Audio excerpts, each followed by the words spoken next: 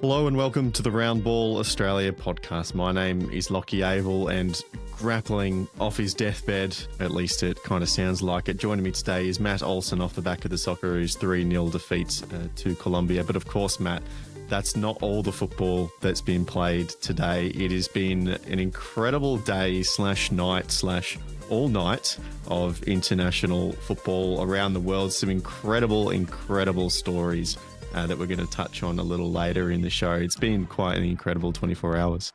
Yeah, look, a bit of an upside to being as sick as I am. I've obviously got to take in a lot of World Cup qualifying from 4 different continents, all in this one window. So it's been really good fun. And really thrilled, obviously, for Graham Arnold. But obviously we have this small matter of the Socceroos and a lot of the issues they're facing going on right now as well. Yes, absolutely. I guess you can hear from Matt's voice. He's trooping through for us today just to get this out right after the game, which we appreciate. It was a disappointing result from the Socceroos. 3-0 defeat doesn't really feel like it equates to the full back and forth of the match, but leaving the November window and now having to wait all the way until March to correct some of these points feels like it's going to be a long wait. This is going to be what the narrative is now for 4 months is, we kind of transition out of what we expect to be currently an experimental phase into a much more World Cup realistic squad that we'll see in March and hopefully on Australian soil as well. It leaves a little bit of a bitter taste, doesn't it? Feeling like we left something on the table against, Venezuela and Colombia today.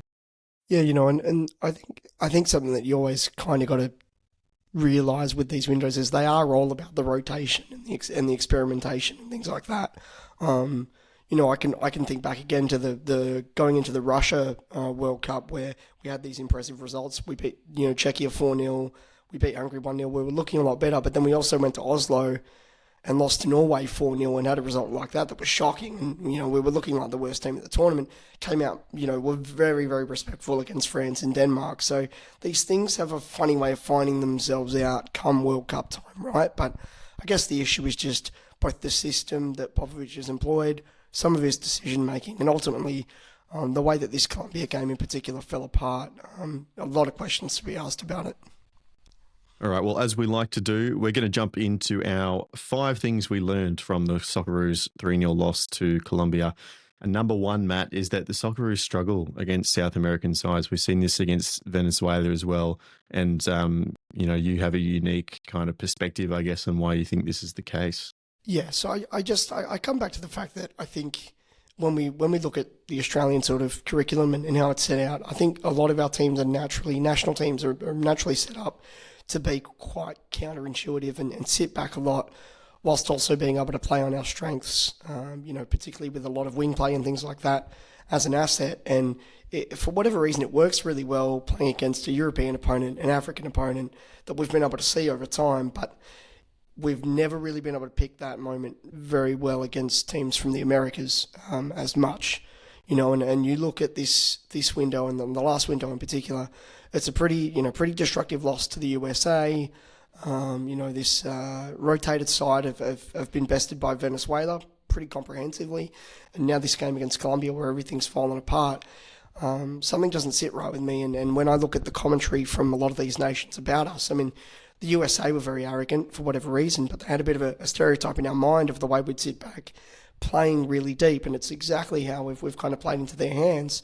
Even more so with, when we look at the preview that we did on this show about Venezuela and Colombia and what to expect, we were expecting a lot of that arrogance and a lot of that kind of, well, they're just going to play a deep line. We don't really need to think about it or do a lot of research into it.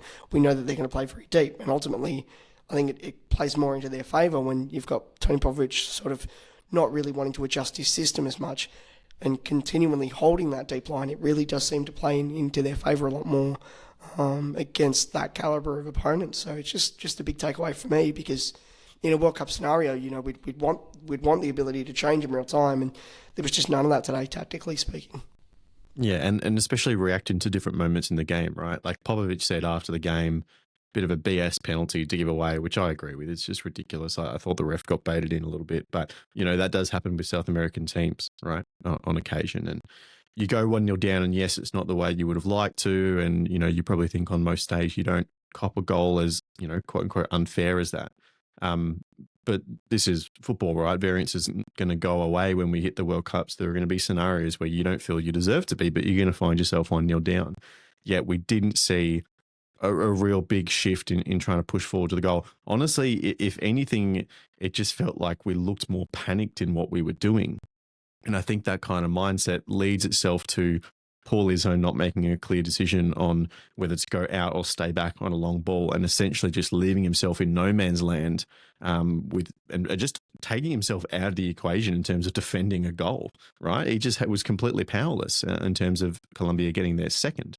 And, you talked about the deep line as well. It's like, yes, the reason we play this way is to be able to deal with balls like that. But when we were under the pump and we were trying to chase the game and try and score a goal, then it didn't feel like we were shifting up the way we were trying to attack to get forward. It just felt like we were a little bit more uncertain in what we were trying to do already. But like you said, like the hesitation of Avil in that moment, I don't get it at all. Because again, we go back to the one thing that we were able to do in navigating these types of situations really well is that we're always very mentally strong, and that sort of defensive play when it comes with being really rugged, being really tough in that situation.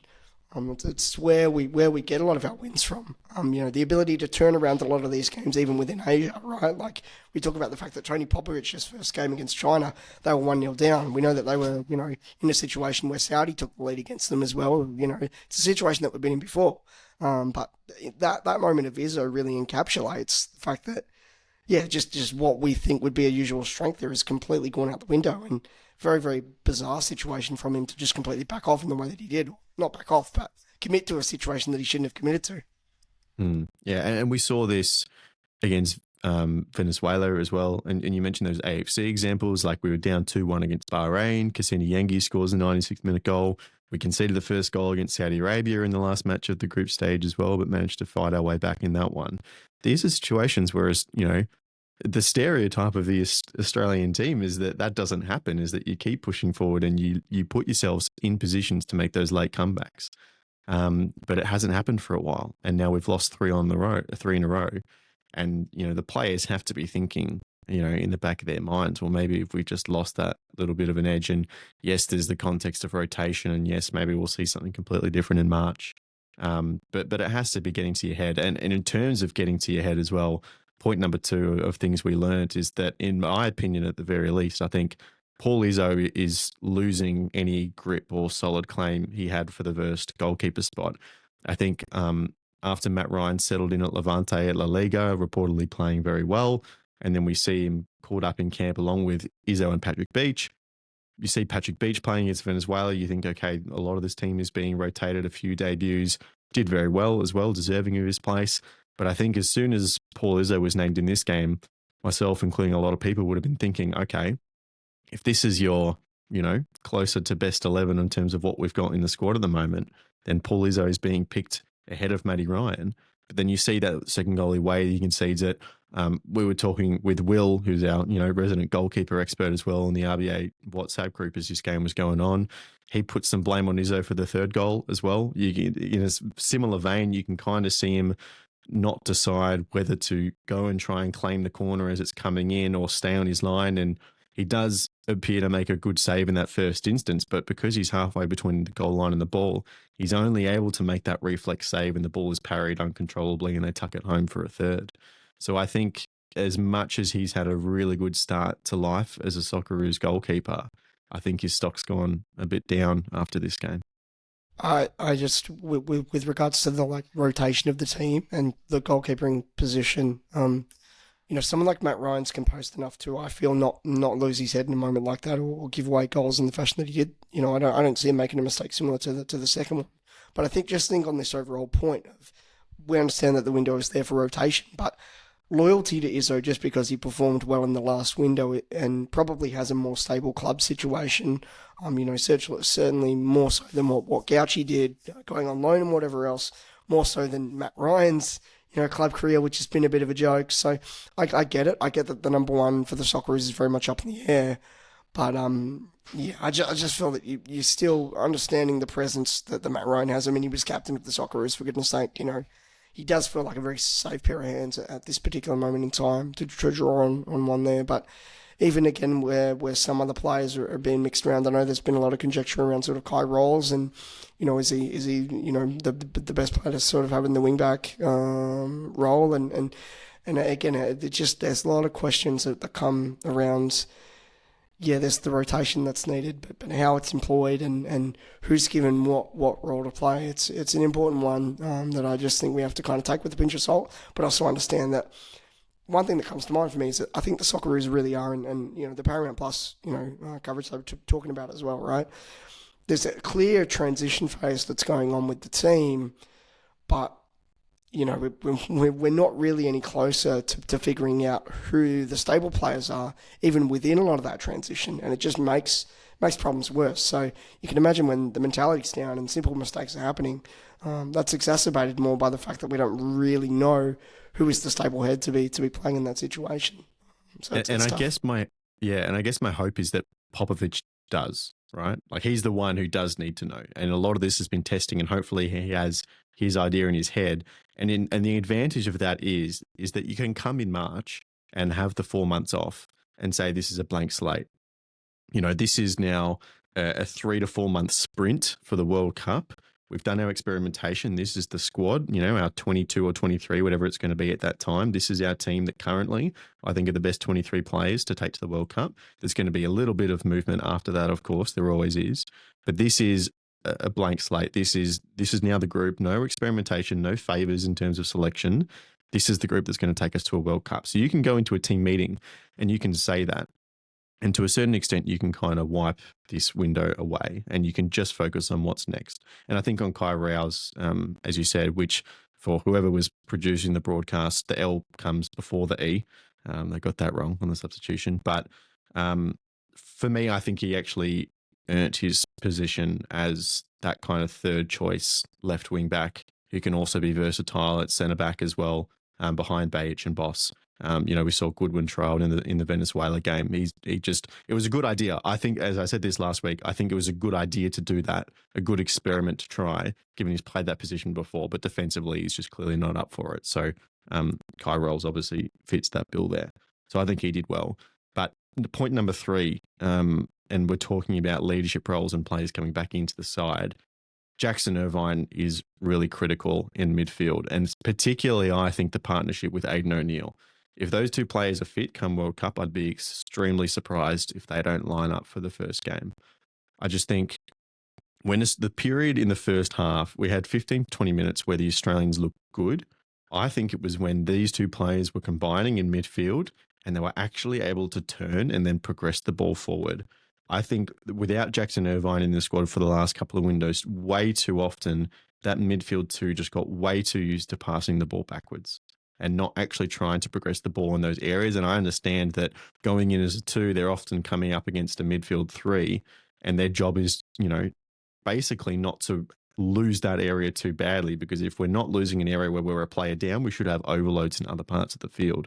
But if we can stretch and use those wide areas, use the wing backs, and then have Irvine and O'Neill in the midfield ready to turn once or twice, maybe 3 times in a half, and provide that moment of difference from the usual thing, I think that's when Australia look really good and we can actually cut teams apart. But we only saw it for 15, 20 minutes, and definitely not after Irvine left the field.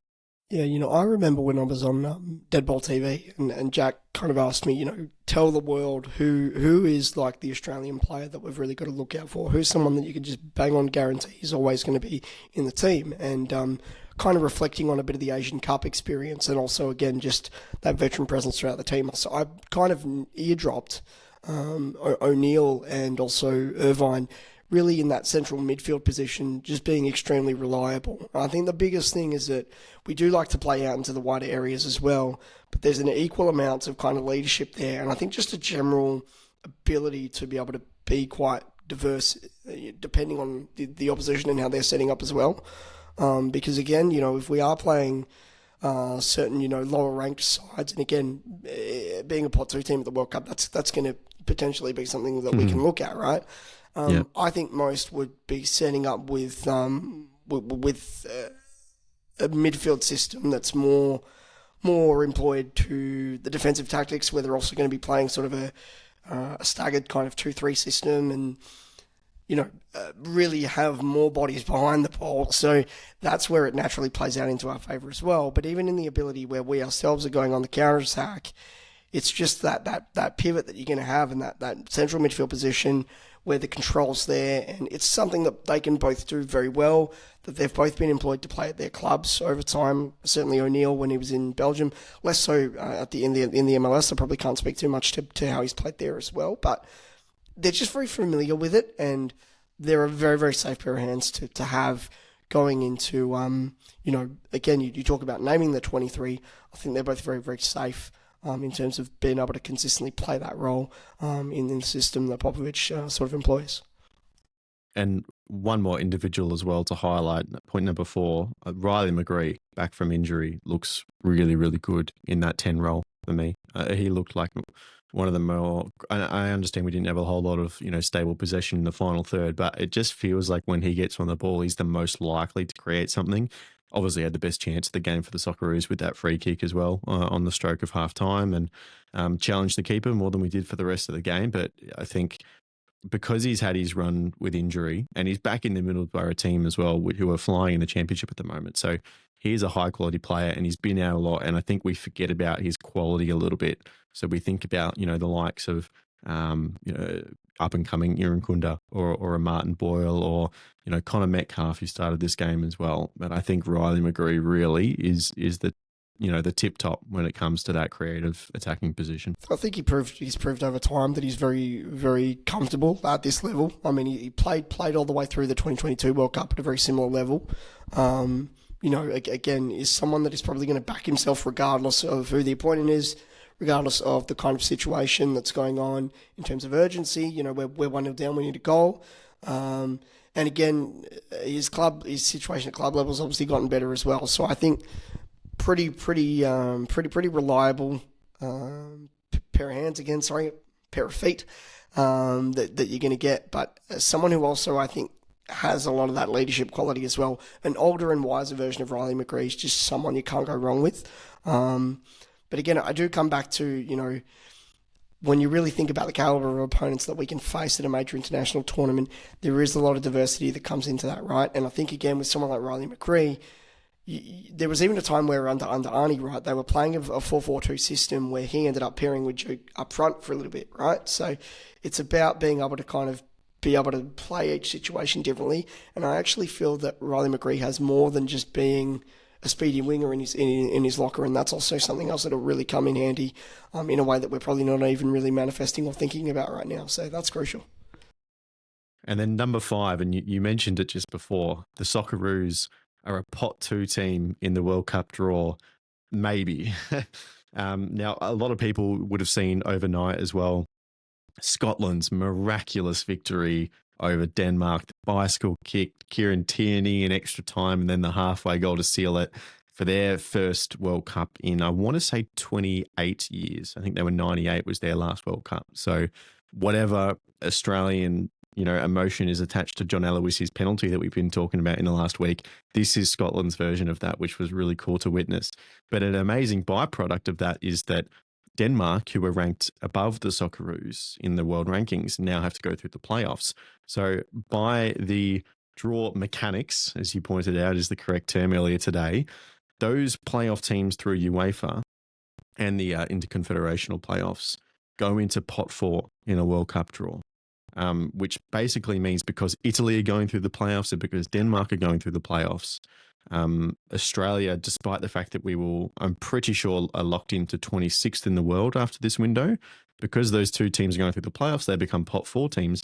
We then are elevated into the top 24 and then become a pot 2 team. Now, all of this is under the assumption, Matt, that FIFA don't change the rules, which there is rumours of them doing, which we talked about on the show before in terms of, Italy being up there. So whoever qualifies from that kind of little fork gets Italy's seeding anyway, which seems very odd. But the BBC reported this morning, and Robbie Thompson mentioned this on the broadcast, that they are confirming, the BBC is saying that Australia is a pot 2 team, assuming, again, FIFA don't change the rules. Yeah, no, I did see like a smattering of this with the BBC's official graphics and everything, and their journalists have come out and said this is the nature of what it was.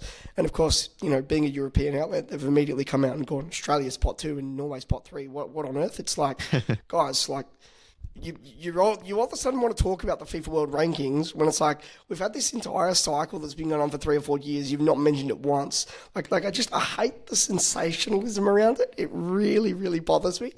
And the type of people that it's aimed at as well. That's what frustrates me. But no, look, it's obviously it's excellent, right? We've been following this, micromanaging the same way we micromanage the coefficient with the Champions League. It's like we're micromanaging those rankings. Something like the Canada win was massive for it. Obviously, this window and the window previous to it with the USA result and so on, it's maybe been a bit of a poor look, but there's been reasons for that we've kind of spoken about, right? So really, when you look at the improvement that this team's had, like I said, going back to that sort of 2-0 loss to Japan in Sydney, and then all of a sudden going into the playoff cycle, something just fundamentally changed with the Socceroos there and then, and they've just not looked back since. They've been a very, very good team. But for a few mishaps here with rotated teams, like we've obviously seen in this window. So I think Australia's fully deserving of it. 40, odd teams have qualified now. We can talk about it. But mentally, I've just had way too much going on actually watching those games play out and those 40 teams qualifying. So the actual breakdown of it is not worth it for this show. But there's something on offer here and there's something to look forward to. And again, you play that Venezuela game, for example, which obviously Venezuela are not at the tournament, but a similar enough caliber of opponent there. And I think, again, you'd get a different look. You'd get a sense of urgency. You'd just get an overall better style of play out of the Socceroos. And so with that in mind, it is a very, very fortunate thing. And I think the gravity of that, to actually say that we're a pot two team, is to say that we can get a favourable round of 32 draw. And the scale of that is massive.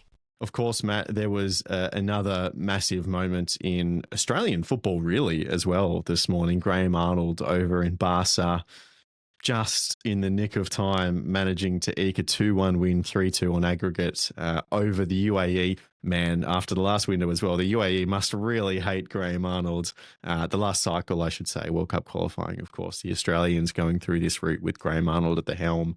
But they went down early on. And then they managed to fight their way back, and it was a penalty converted in the 107th, I think, minute of regular time. So not in extra time, just in injury time of the regular 90 that takes them through. And the good news is they will head to this qualifying tournament and get a bye past the semi-finals by virtue of being one of the two highest ranked teams. So Graham Arnold's Iraq are now just one game away from a World Cup. Yeah, and it means avoiding a really slippery kind of fixture for that semi-final, right? Imagine playing Jamaica, who have just had their hearts broken on home soil against Curacao, or Bolivia. Like if there was Bolivia in a semi-final, it's like, well, this is going to be tough because you've got to play Bolivia and then back that up with a higher opponent. But thankfully, it's not happened. Costa Rica and Honduras are both out of the World Cup, which is remarkable to think about. I mean, a lot of really, really fortunate results going their way. But yeah, just to break down what's happened overnight in Basra. I mean, the composure of the team and the mentality of the team, as I was telling you and Jacob earlier, kind of looking into this, people look at Jesus Casas Iraq and just thought this is a really free-flowing attacking side. They've beaten Japan. They've had a lot of things go their way. Why have they decided to hire, the Australian coach who's made everything negative? We're not seeing the best of an attacking player like Ayman Hussein. And I'm constantly telling people, you are missing the entire point. It's about taking a team like Iraq, who are mentally broken, and healing them to make them masters of the mentality, to give them that Aussie DNA, the grit, the determination that they will never back down from a challenge. And what's happened? They've gone 1-0 down at home. Very, very shoddy first half. Neither side wanted to do much of anything. A gut-busting run from Nader, who later turns victim with the handball later on.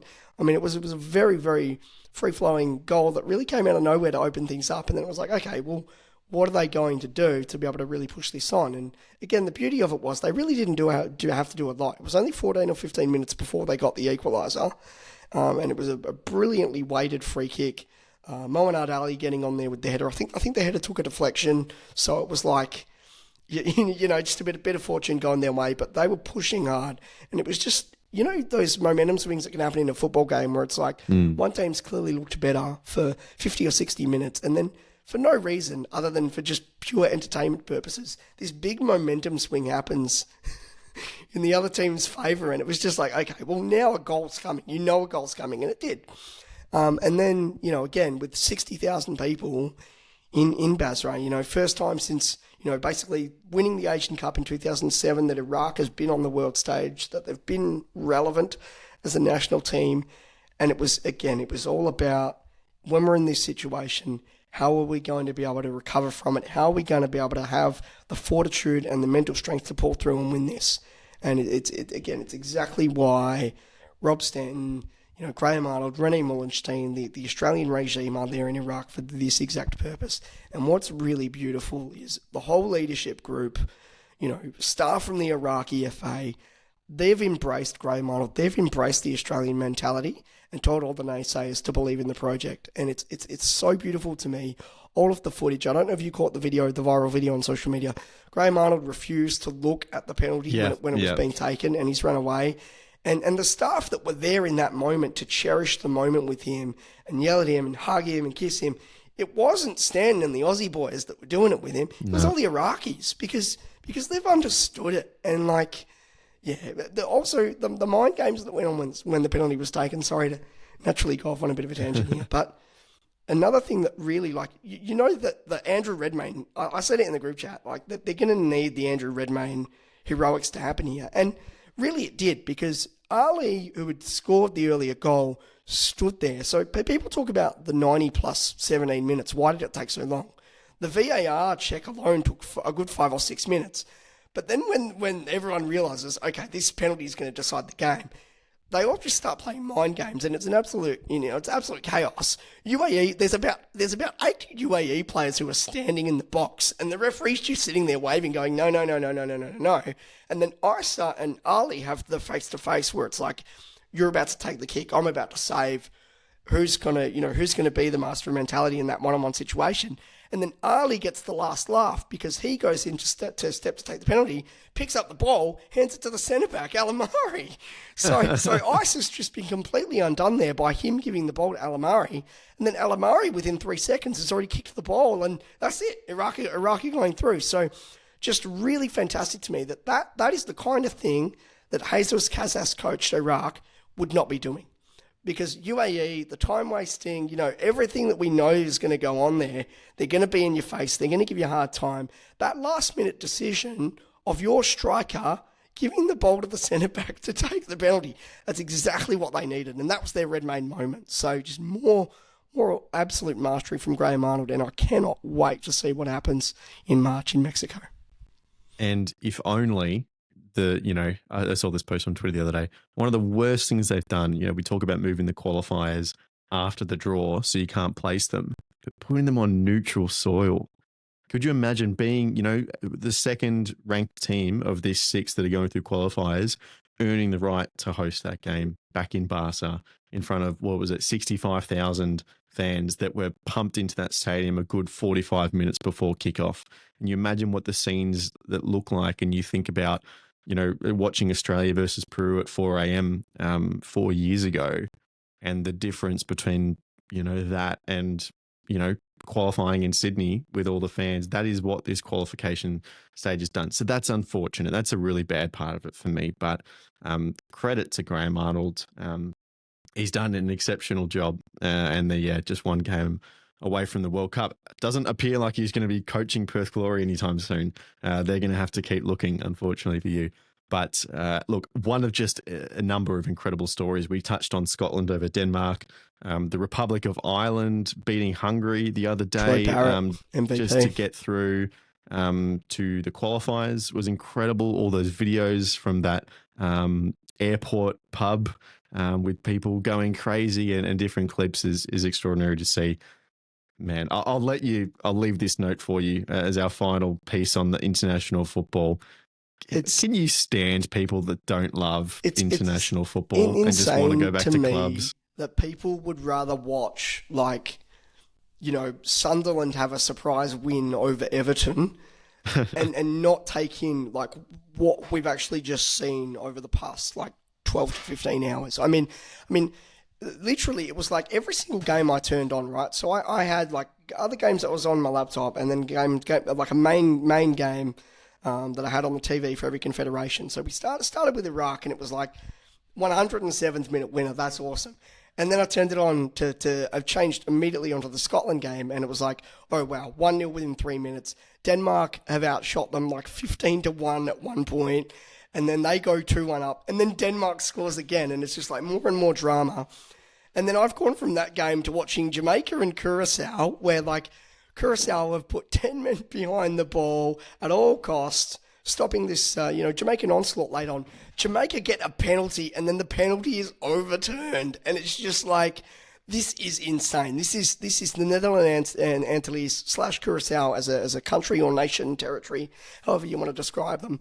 Their first ever FIFA World Cup, and just the footage of that referee running down the pitch and just being like, it's not a penalty, and just seeing this absolute sea of blue shirts just erupt. I mean, it was nuts. And the fact of the matter is, I just randomly turned on those 3 games, and it's like within those 3 games, there was literally something by the very last second of the game that decided it, and decided the fate of a nation to be going to the World Cup, or in Iraq's case, going to the playoffs. I mean, that's just insane. How can you not love it?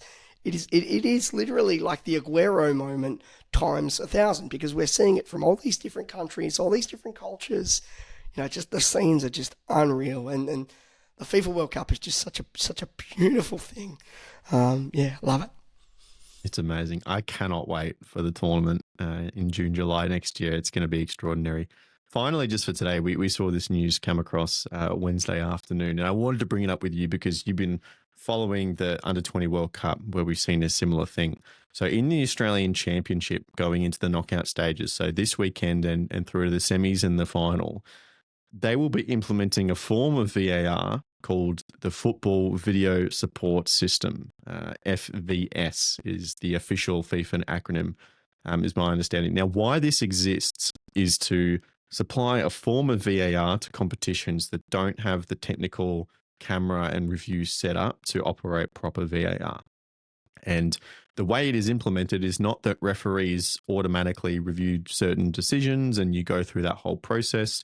It is specifically when you just have that one referee, and maybe there's a 4th referee on the sideline, but the coaches have, I think they're calling them blue cards or whatever, but essentially have challenge tokens of some nature in their hand that they then give to the 4th official to signify that they would like to review a decision. So like a DRS call in cricket is probably the best example, right? The teams have the onus on them to review decisions, and then the referee is obliged to come to the monitor on the side of the screen and then check it themselves, and then whatever technology is available to them at that moment to do so, it will be done. But then there's also automatic reviews for like goals and stuff like that, so you don't miss clear errors in those scenarios.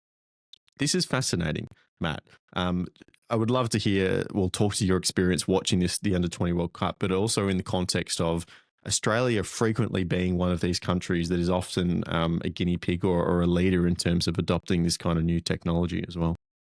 Yeah, so I guess like the one red flag, if it needs to be raised, is at the U20s World Cup. Now, look, I don't know that this exists in our football culture as much as we know. A lot of countries are very eccentric, a lot of time wasting, whatever. But there was a lot of coaches at the U20s World Cup who really took the piss out of the system, where it was like, it's the 91st minute, you're down 2-1, you need that extra goal for the goal difference, for the points, whatever, and you're just going to flag the ref because, maybe there actually is something in that tackle, or maybe there actually is a challenge that can fall our way, and it's just like, you're wasting time. You're wasting more time than the VAR ever would, just out of desperation for the call.